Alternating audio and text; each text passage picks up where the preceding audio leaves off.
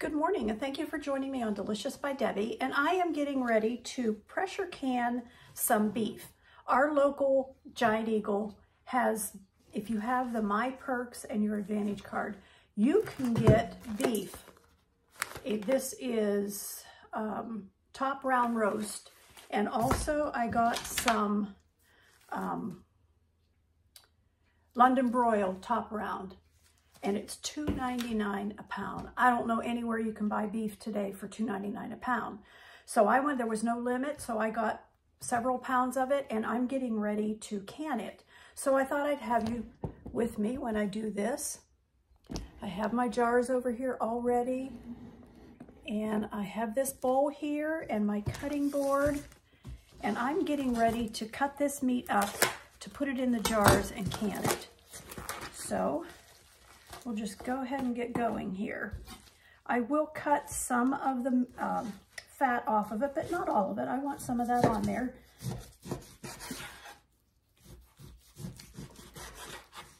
When you have it already canned, it's pretty quick to make beef gravy on noodles or beef vegetable soup. And I love to make beef vegetable soup in the winter. So I'm just going to cut this up, cut out some of the fat. Like I said, not all of it. I want some in there. That helps to season it also.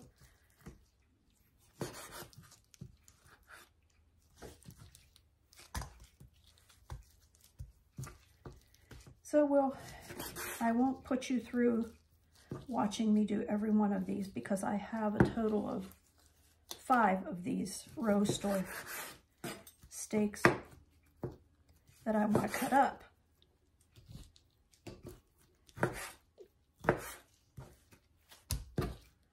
But I don't want to waste any of that good meat, so I'm going to use as much of it as I can. Okay, so I have the beef all cut up and I am ready to pack my jars, so I'll show you that. I'm putting mine in pints. Here's my bowl of beef. And I'm going to use my jar filler and I'm going to pack it in.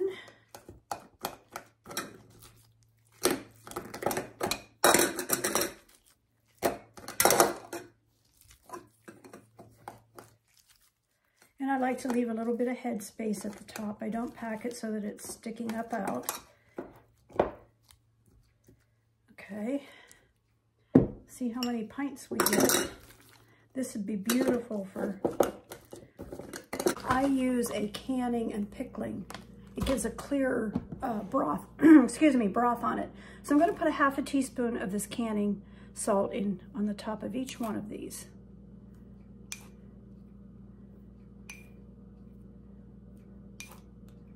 Okay, and now I'm going to wipe the top of each one of them off very good, just to make sure there's not even a grain of salt on the top that would keep it from sealing. Okay, I have lids on them all, and now I'm going to put rings on them. And I hold the lid down with 2 fingers and just finger tighten it. I don't do it real tight. I used to, and I always had juice that boiled out of it. But I found that if I don't put them quite so tight, that doesn't happen. All right, I have the water, 2 quarts water in the bottom of my pressure canner. And since I have 12, one of these canners, either one of them would hold 9 or 10, but then I don't have like 2 to put in the other one. So I'm going to put 6 in each one. Okay, so this one is ready to put the lid on and tighten it. I'm going to turn it on high, and I'm going to put it on 10 pounds pressure. This is marked 5, 10, 15. So I'm going to put it on 10 pounds pressure.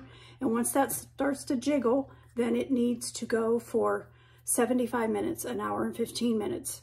So I've got this one all going. I'll show you when they come out. Okay, this canner is done and I'm ready to take the jars out, and I will show you.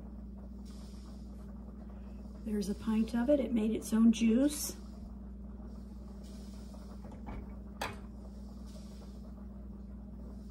The other canner is done too, just has to cool down a little bit before I can open it. Okay, all the pints that we canned are done, and they're sealing. You can see it made its own broth. It smells really good. Thank you so much for watching.